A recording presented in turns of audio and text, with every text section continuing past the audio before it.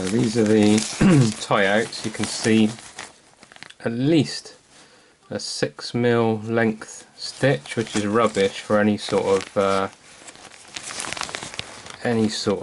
strength. It's absolutely rubbish, so you can get in between the stitches, so rubbish.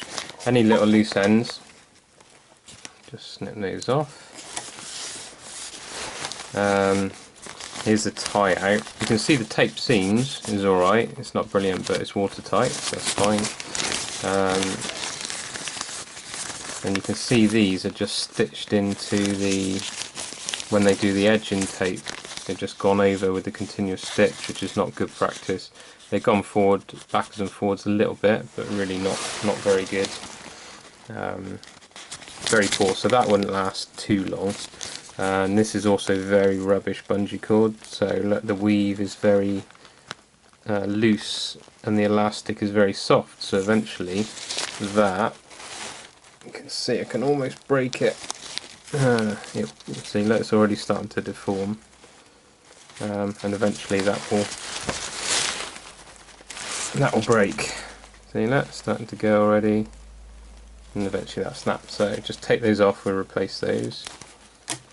See, it's a very loose, rubbish rubber inside. Get rid of those. Right, so all we're going to do is stitch backwards and forwards on this side, so you know where you're going, on there, just to give it a bit of strength. So we're going to do one tack there, one tack there. So it's just a normal setup. Use a Microtech needle, which is really sharp, size 70, which is what I use for everything now. It's just a really nice one that goes through all layers and things like that.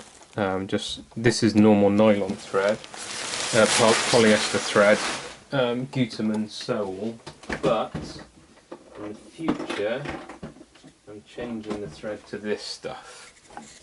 And this is something a bit different. This is called Terra 60.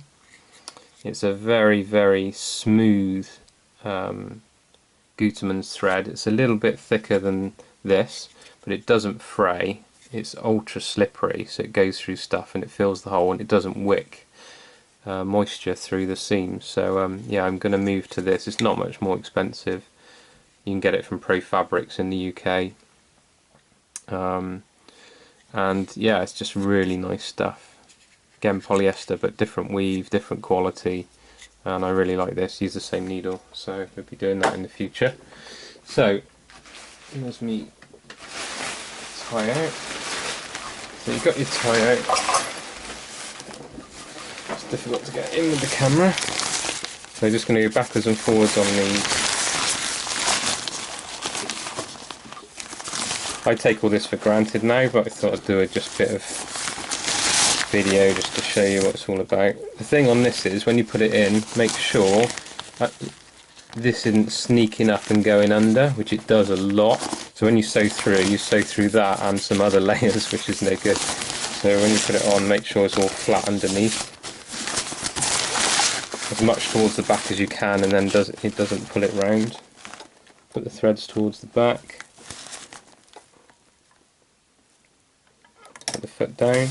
It's a stitch length of about 4 on mine, but you have to experiment. Between 3 and 4 millimeters is probably okay.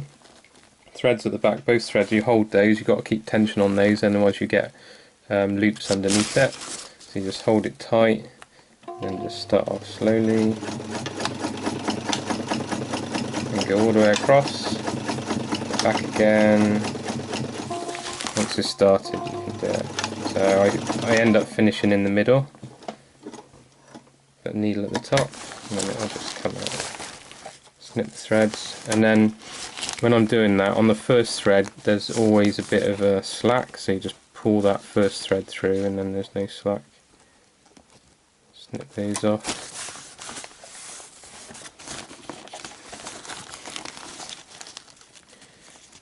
Trim them off, make it tidy.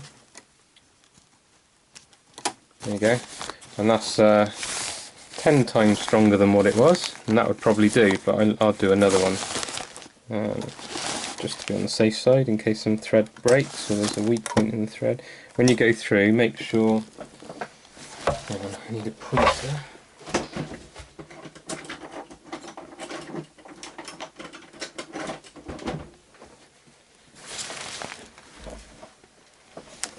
When you go through, make sure you're going through this edging strip and not necessarily just the fly, because it'd be weaker, so go through the edging strip as well. You can see they've come off the edging strip there and gone through the fly, because they're rushing to get these out for price rather than anything else. So we do this again.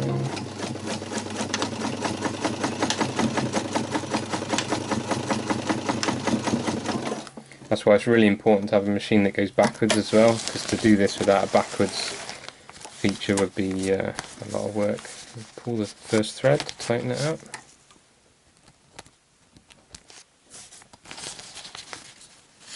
There we go, nice and strong now. That's not coming off at all. I'm going to put some extra bungee around there a bit later.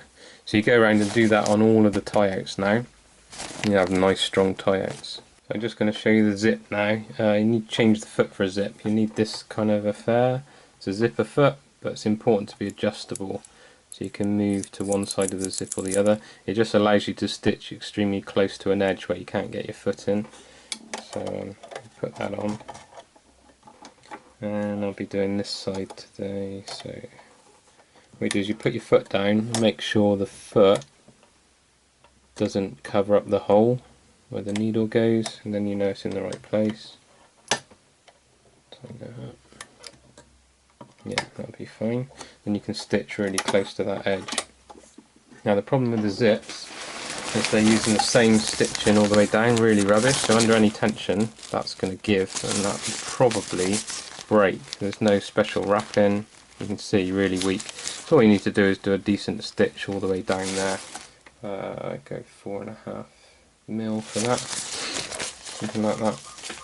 And you're going to stitch on this side down there close to that edge as you can. That'll give it a real strong strong seam.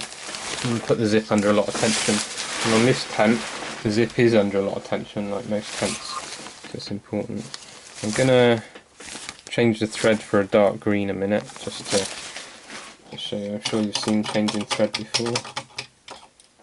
Just take that off, take the bobbin out. That's the bobbin. And get your other colour.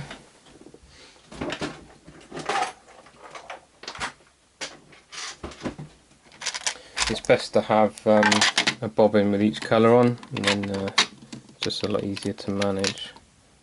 Go for that one. And on here you put it in so it's round that way, so the thread's coming off the top, and that's the slot where the thread goes in, so that goes on there like that. And you put it in there, put it under, and that's the bit that gives it the tension. And that's your tension screw. You shouldn't need to adjust that, but if you ever got problems with your thread underneath, you lift in, it should just be able to take the weight of the bobbin plus a little bit, so that's probably about right.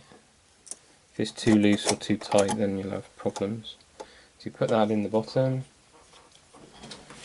put your green thread on the top. This is just a normal Gutermann's sole thread.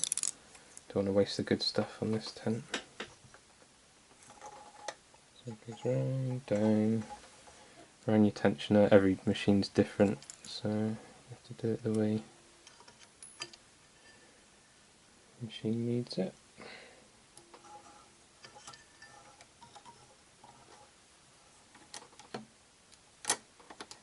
Snip the end off. It goes through the needle easier. Needles have to be threaded a certain way because of the way the needle's designed, so you have to know that. And then you just put it down once, up, pick up the bottom thread, pull it through, close it up. So there you go. So you change the thread if you've never done it before. I'll do it a bit slower on another video maybe. So you take the zip,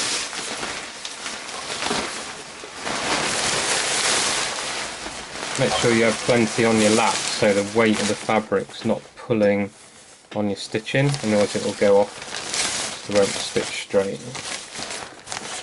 So just put it in there. So I'm going to go down there. I'm going to go a little bit into the bottom area as well if I can, just to give it a bit of extra strength. You can see now it's going to stitch real close to that edge there. So you start off, just do it by hand to start with. A few stitches, go backwards, forwards, backwards, forwards, and then that's locked then, that won't fray or come undone. And then you just go.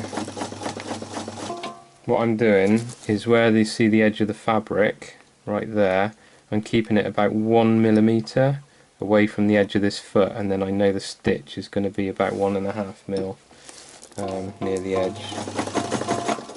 When you come across stuff like this, where it's thicker, make sure it goes under the foot, make sure there's a lot of pressure on the foot. So sometimes on the top of the machine, just see if I can do it, there's a little adjuster. You can adjust the pressure of the foot, so you want quite high pressure. You can adjust it mid-flow as well if you want. Also, to help it through, sometimes you can hold the back and pull on the back just slightly, give it a tension while you're giving support on the front, and that will take it through. There we go, no problem. So I'm moving this left and right to keep this with 1 mil on the side of the foot. Yeah, it's going through nicely.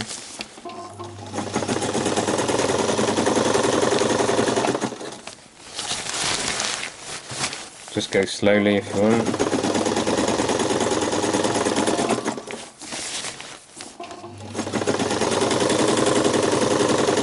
This is a beast of a machine, so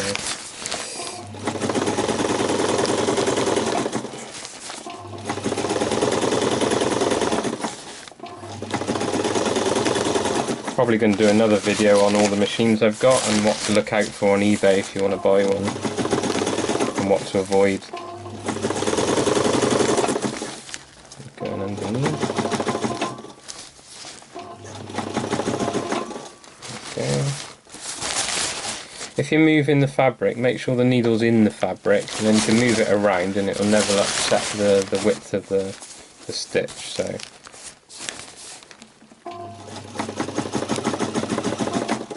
So we've got a tricky bit here. This is the air vent, which again is not very good, so I'm going to mod.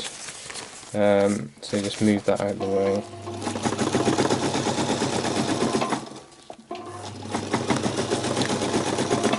Normally these zipper foots are quite narrow, so it will go in most places. Again, underneath, I'm always making sure this isn't creeping up like that, otherwise you'll be stitching through other fabrics. Always make sure it's straight underneath.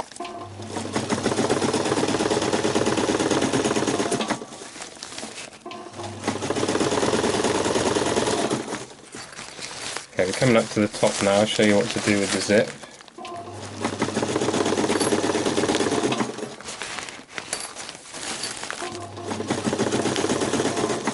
Okay, you get here, you put the foot in so it can't move, take your fabric. You're not going to be able to sew right near to the zip, so what you do is you take that, make sure the zip underneath is lying flat like that. Okay, you hold it with this finger so it doesn't move, and then you zip it up. You can just get it past the foot. Bit tricky,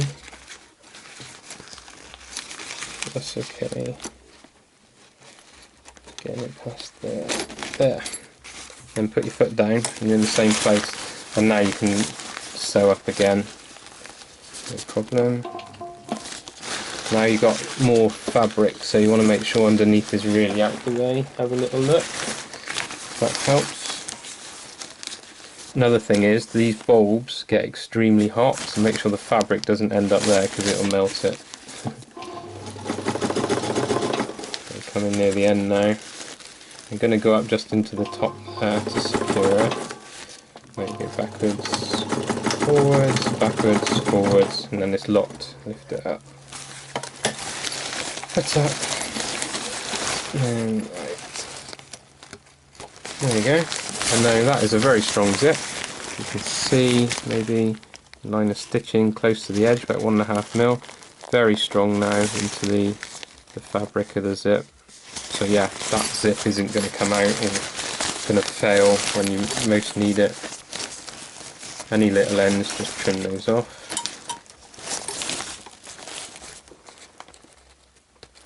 Careful not to cut the fabric. You'll be amazed how easy that is. Just put a little nick in the fabric. And the end where you started. Obviously this is the starting end, so I always pull this. It reduces the loop on the back, which you always get on the very first stitch.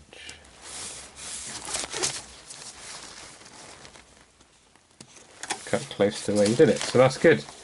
So yeah, that's not too bad. That's how you do the zips. And do that on every side, on every zip, and then you've got a nice strong attachment point. You can see on the fabric, see these marks? You see these sometimes, that's where the teeth underneath have actually gone into the fabric and damaged it slightly. This is because this is really not done professionally. But you can look out for that. It won't do any harm on here, and the position it's in, it doesn't matter. It's not everywhere, you know, it's not everywhere where they've stitched, but if you see that, that's what's happened, is these feet underneath are too much pressure and damaged the fabric. Okay, I'm going to add a tie out now, just so you can see the process of that and how to go about it. It's really easy. You need a few things. We don't need it, but I use it. This is a glue pen. It gives quite a tacky, temporary stick to something. I'll show you how I use that in a minute, because you don't want to use pins, because obviously that'll punch a hole through the fabric and then water will get in, so you don't want to use those. If you do use pins on inner tents, because obviously that's not exposed, use these glass headed pins, because you can iron over them and stuff, so they're better. Right, you need grow grain ribbon. This is a very special type of ribbon. It's polyester or nylon, maybe nylon, but the type of weave is quite recognisable. It's like parallel bars and then this edge so it doesn't fray. So all you do, this is going to be your tie out. It's quite strong. This is quite a lightweight one, so it's only 1 centimetre, but you can get 1.5 centimetres for really strong tie outs if you want. So you just measure your tie out. I'm going to have sort of that size. Cut it off, and it will fray at this point. So just get a small gas lighter, just melt the ends, both sides. You can feel it, it's melted over, and that won't fray. There you go. And then what you do, normally you would stick this on either side of the fabric. In fact, we'll do that because it's the more complicated way of doing it. So first of all, you've got to know where to get your fabric, where to put your tie out. So use this, it's called dressmaking pencil. It marks sil nylon and stuff quite well. It's like a chalky, waxy sort of substance. So you find out where you want to put it on your tent. I'm doing it halfway along the sides. I'm just folding it in half. Get the exact middle. Check this is the right bit of the tent. Yeah.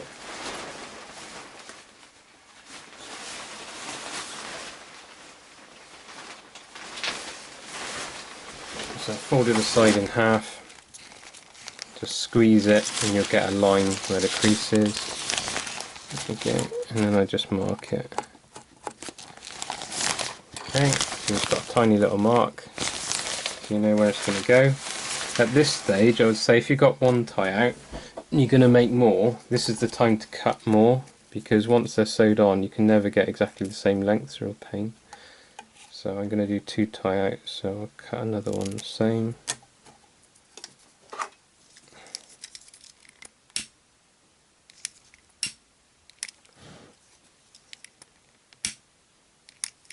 I put these tie outs on tops, which are under a lot of tension, so they're strong enough, depending on how you sew it. Just going to change the thread a minute because I want black thread for that. So change the thread over, put the straight stitch foot back on. So you got your tie outs and you got your mark on your fabric where you want to do it. So what happens is you put the fabric down, then you lose your mark.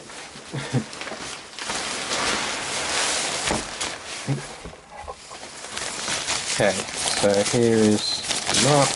So you can just fold it over. You don't really want to use pins, and just put it on there and sew 2 tacks. But really it should go either side like that to sandwich it, which is a lot stronger. Even stronger again is an offset like that either side, and then you do a box with a cross in the middle, and that is the strongest tie out you can do, which is extremely strong because it's spreading the load and you don't get a pull point and all that kind of stuff. But I'm just going to do it like that for now. It's a bit tricky and I want to show you. Here's where the glue pen comes in, and you just twist it. It's like a little tacky glue. Put some on there, take any lumps off, because all it'll do is gum up your needle. So you've got a bit of time now, it doesn't dry really quick. So you find your place in your fabric, and then you put this on. Oh, it's difficult in front of the camera. Put this on there. Make sure that is, tangential to the, just 90 degrees to the fabric. So that holds it on one side, puts it on the other, and then just make sure they're lined up, even. Then just press and hold, and that tacky glue will hold it really nice while you sew it. Stops it moving around, because such a small piece is hard to pin and hard to hold while it's moving. There you go. So that's done now. Okay, now obviously that won't hold it. It's just a temporary tack. So now we're going to do, what I'm going to do is do a line, one diagonal and then another line, so I don't have to stop and cut the thread, but it's strong enough for this kind of use. I wouldn't use it on a major tarp though. I'd do a proper box with a square in it, but for this is fine. So start off in the middle, where's my pointer? Start off in the middle of your tie out, because if it's on the edge the feet don't grip it properly. So start in the middle, just go forwards backwards to do a tack. This I put down to maybe 3mm, quite a narrow, number 3 on my machine, quite a narrow stitch because obviously it's not very much, you want it to grip.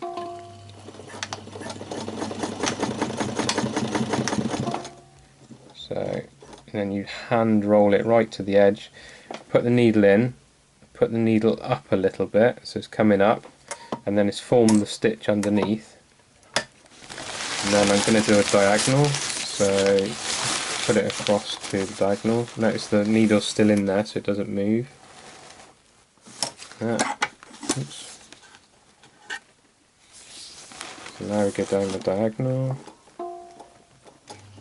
Just holding that thread out of the way, because if it gets caught underneath it can cause a bit of a problem. In, up a little bit, and then we do the second tack.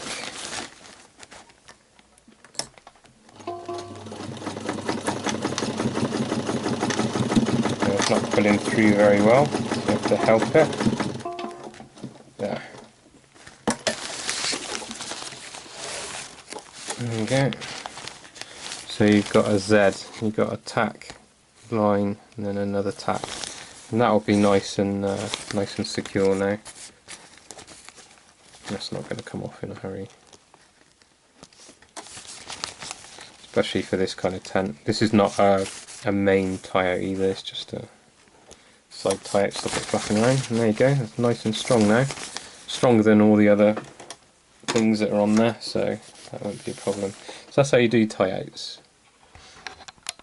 So on this tent in particular, there's a top loop that the pole goes through, and this takes a lot of pressure, so the fabric's alright, but where it joins on is not so great. So if you look underneath, all they've done is lined up all the fabric and then just put a piece of fabric that goes over the top, which is rubbish, and stitching's rubbish as well. So all you do, I'll show you how to reinforce that. Okay, it's inside out now. This is going to be a bit noisy because the ground sheet is quite noisy. So we put this in. This is inside, so it doesn't really matter what colour the thread is anyway. This is the end of the loop that I showed you, so we're going to start a little bit before then. We're going to use a straight stitch foot, and we're just going to follow the line of stitching that was on there before, making sure there's nothing underneath catching. That's really important. Here I'm going to use a 4.5mm stitch.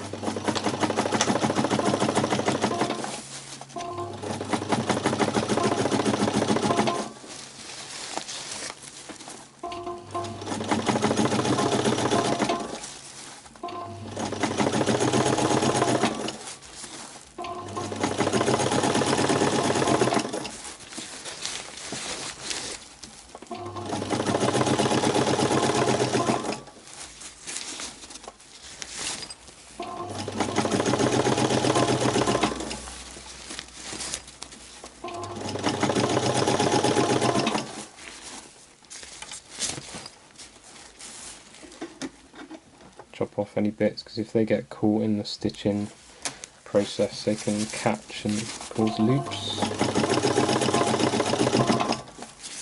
just going to turn it a little bit.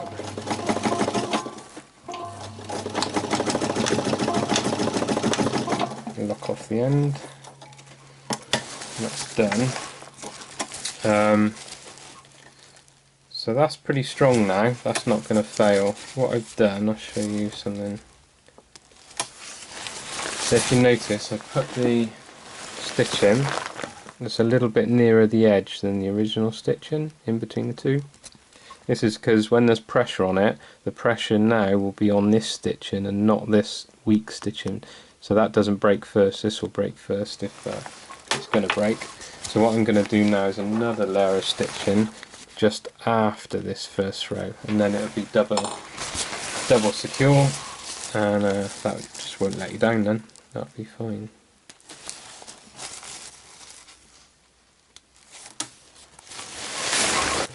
Confident in that. This is an area when you're doing the inner, it's the mesh netting that tends to get caught up with other things, so you need to really take care that's out of the way when you're sewing. Once you're sewn to this stuff, it's very hard to get it out without ruining it, so that's that. I'll show you one more thing. I'm trying to find something. Can't find it now. If you find any stitching that's broken, say this is broken off here and it's just loose ends because it's snapped in the machine, all you need to do is start a little bit before the break, go backwards and forwards, stitch along through the break, past the break and backwards and forwards, and as long as you make sure the stitching you're doing lies on top of this stitching, it will lock this stitch in to stop it unravelling more. So that's a quick way to just mend a break in a seam. Okay.